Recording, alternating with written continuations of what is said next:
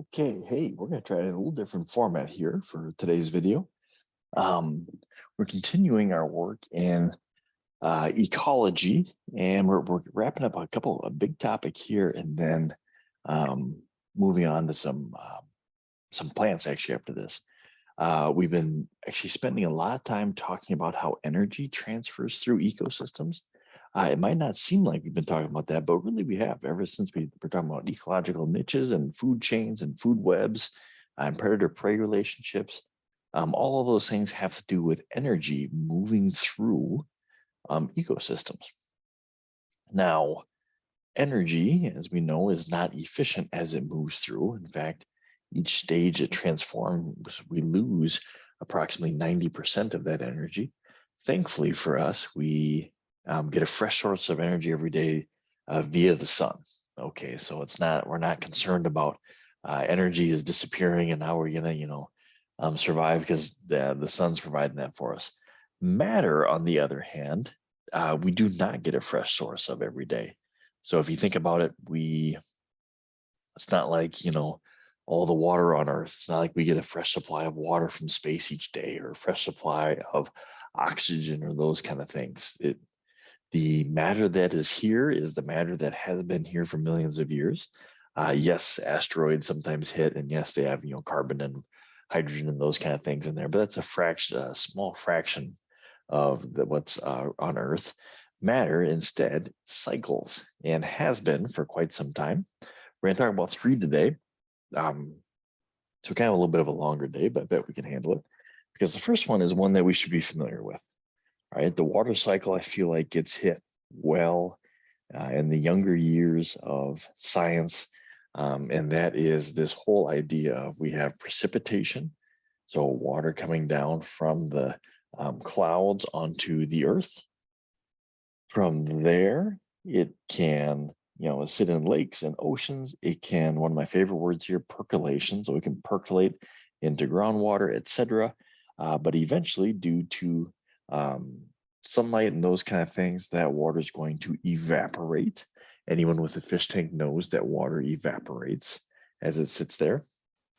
And then water evaporates and it doesn't leave the earth. It hangs out in the atmosphere until it condenses onto particles in the air. And so we have condensation, and then we're going to have precipitation coming back down again. So all the water in the history of the earth has gone through this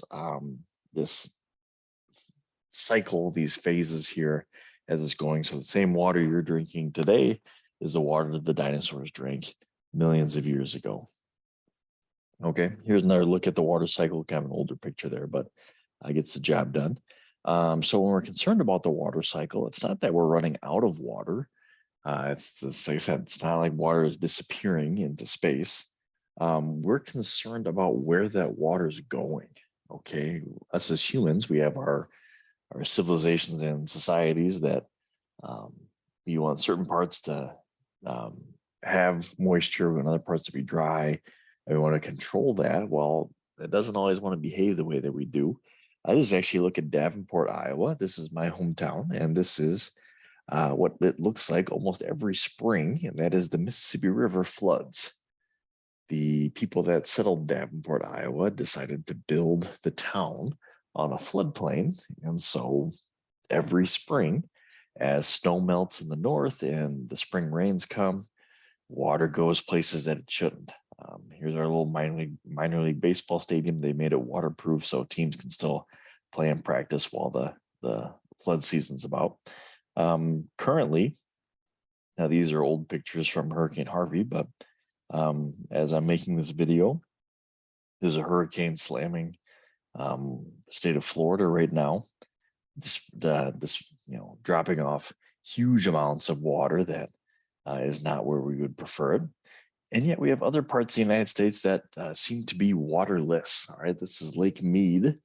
It feeds, I believe it feeds Las Vegas primarily. Maybe you've heard of it before, but it is at historic low levels as the Western United States is very dry. And so they're using up all of these reservoirs to help water their society. Here's another look. I think this is in California, of just riverbanks that have um, dwindled down to almost nothing. Okay, and part of that is I don't know if you've ever been to Las Vegas. It's desert. It is hot. It is dry. There's not a lot of moisture, and so that is a little bit of water doesn't like to be there. And so as more and more humans move out there, we need more and more water, and there's not a lot of natural water that's there. So there's no issue with the shortage of water. It's just a matter of where water's at. Some solutions to this, believe it or not, pipelines is an option. All right, here's a look at a proposed pipeline that would actually take off from that first picture I showed you, Davenport, Iowa, and would connect to the Colorado River. The idea being the Mississippi floods every spring, so maybe we can send some of that flood water out to the west. Boy, I don't really like that idea. It kind of seems like it is tempting fate a little bit by rerouting rivers and whatnot. Cloud seeding. Okay, I haven't tried this yet in the United States. I know other countries have been experimenting with this, but it actually becomes what its goal is to generate snowpack. Okay, a lot of our reservoirs are actually there due to melting winter snows, and as snow totals decrease, then those reservoirs shorten up. Desalination, the next one. So taking the salt out of salt water, that sure seems to be the easiest solution, because most of the water on Earth is salty. However, it is the most expensive solution. So people don't like to do expensive things, that's for sure. And the last one's migration. So don't live in the desert, I guess, is the solution there, or don't have mass amounts of people in the desert using tons of water and being surprised that there's no water for them to be had. Our second cycle that we're going to talk about, and I feel like this gets hit upon a lot. We'll be talking about it a little bit more too, and that is the carbon cycle. Okay, carbon is, and now if I had a whiteboard in front of you, I'd be drawing this out, and that might still be coming. But carbon dioxide has been a popular thing in the news here lately. It's one of the leading gases that's leading to this climate change. And the reason is that CO2, if you look at it here, this molecule, the one that we breathe out, acts like a thin blanket around the Earth. Okay, so it is in our atmosphere, only 0.04%. So 0.04% of the atmosphere is this carbon dioxide, but that 0.04% keeps us warm, essentially. All right, if you want to think of it like that, it helps traps in some of that heat from the sun. So at night we don't go down to negative 90 degrees like it is on Mars. And that amount of CO2 cycles regularly. It's not a dangerous gas. Okay, you breathe it out. There's no harm in CO2 unless that's the only gas you breathe. Then you're going to be in trouble. But I mean, like I said, it makes this nice little blanket. If you look, we have things like cell respiration and death and decomposition, adding CO2 to the atmosphere. Then we have things like photosynthesis, and then this picture needs to have absorption from like the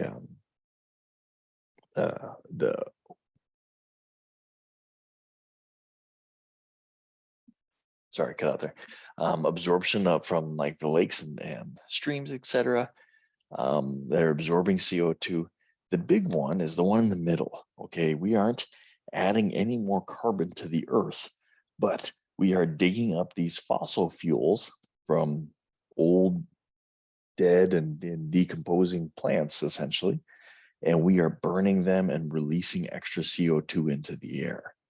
And so what's going on with that is we are, like I said, we're burning this carbon, we're releasing that carbon dioxide in the air, and we're making that blanket just a little bit thicker each year.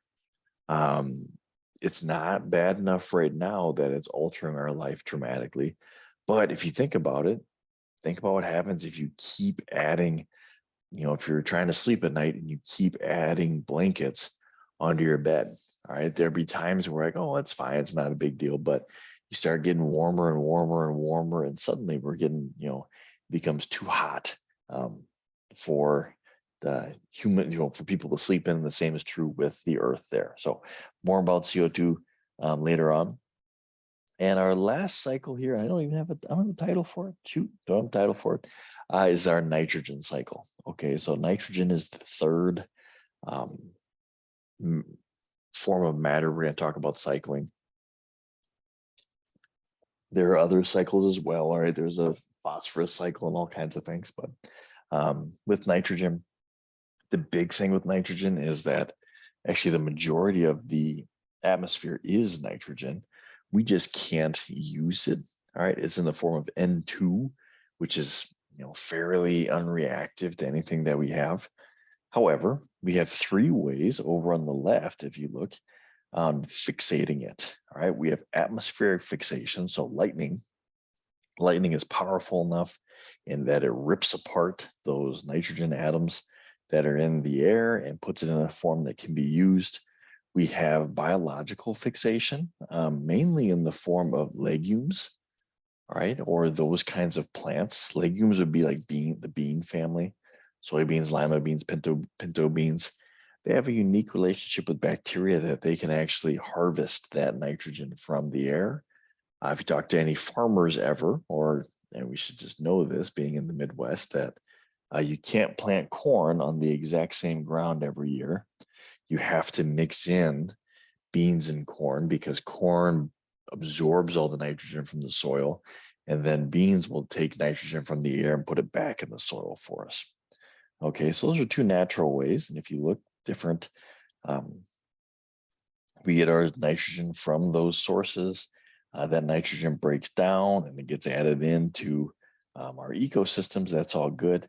And then we have this third way that we are fixating things, and that's industrial fixation.